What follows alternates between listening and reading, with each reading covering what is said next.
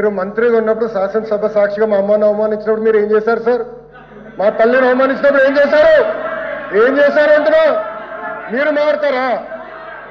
మహిళల గురించి మీరు మారుతారా? నేను కళ్యాణి గౌరవం అన్నాను. నాకు ఆ మహిళలు గౌరవిస్తాను మా అమ్మ నాకు నేర్పించింది సార్. మీ నాయకుడు నేర్పించలేదేమో, నాకు నేర్పించారు.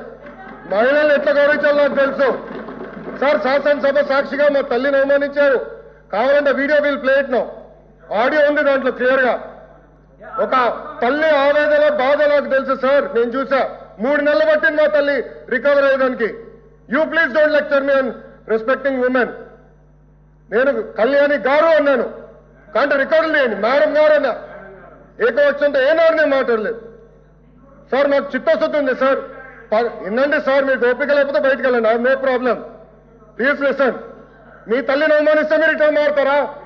మీ భార్యను అవమానిస్తే మీరు రిటర్న్ మారుతారా? మీరు మాకు లెక్చర్లు ఇస్తారా? నేను మేడం గారు అన్నాను, కళ్యాణి గారు అన్నాను. సార్ ఏమన్నారు? మేడం గారు అన్నాను. నేను మేడం గారిని ఏనాడు అనలేదు. మహిళ అంటే నాకు గౌరవం సార్. ఆయన పార్లమెంట్ రెస్పెక్ట్ ఉంది. అరే మీకేం తెలుసా? అట్లా మారుతా లూజ్గా ఏం మారుతున్నారో తెలుసా మీకు? ఒక తల్లిని అవమానిస్తే ఎంత బాధపడుతుందో మీకు తెలుసా? నేను చూశాను 3 నెలలు 100 రోజుల బాధ నేను చూశాను. మీరు చూసారా? ఒక మహిళ అవమానిస్తే, శాసనసభ సాక్షి అవమానిస్తే ఎంత కుమిలిపోయిందో నేను చూశాను. మీరున్నారా? మాధవచ్చు మీ తల్లి గురించి మారమంటారా ఈరోజు? ఇదే మీకు నేర్పించింది మీ ఇంట్లో. ఈ రోజు కూడా మీ కార్యకర్తలు ఏం చేస్తున్నారండి? మా మహిళలు వ్యతిరేకంగా పోస్టులు పెడతారా? మా మహిళలకి ఇచ్చి వచ్చే విధంగా పోస్టు పెడతారా? పొరపాటున మా ఒక్క కార్యకర్త భారతిరెడ్డి గారి వ్యతిరేకంగా పోస్ట్ పెడితే జైలుకు పంపించిన ఘనత తెలుగుదేశం పార్టీది. అది మాకున్న చిత్తశుద్ధి. మీలో కాదు.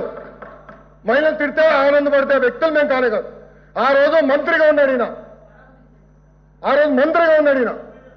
నుంచిన ఆ రోజు చెప్పాల్సి సార్. వీడియో నా దగ్గర ఉంది. I'm ready. డిబేట్ చేద్దాం. అరే చైర్మన్ గారి టేబుల్ పైకి వెళ్ళారు సార్. మీరు మారుతారు. ఇదే టేబుల్ మీద నుంచున్నాడు ఒక మంత్రి.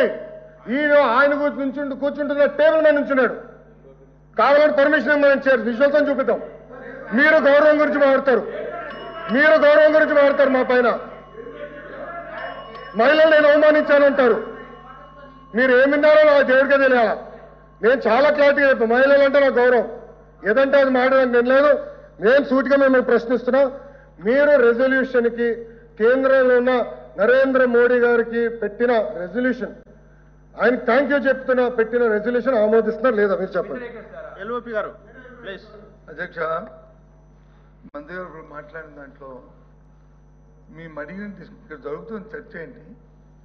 వారు వచ్చి వాళ్ళ తల్లి గారిని మాట్లాడిన మాటల్ని ఎవరు కూడా సభ్యసమం ఎవరు కూడా అంగీకరించరు.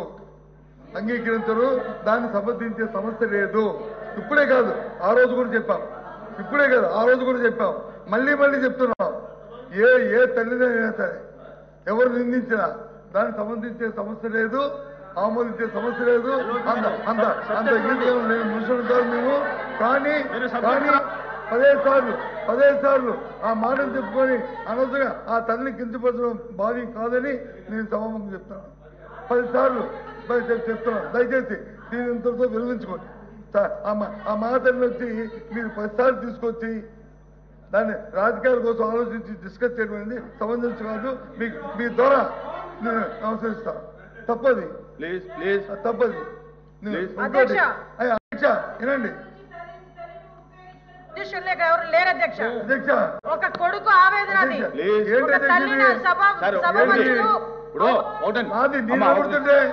ఇప్పుడు ఈవేళ షార్ట్ డిస్కషన్ ఏంటి? మీరందరూ మాట్లాడేది ఏంటి?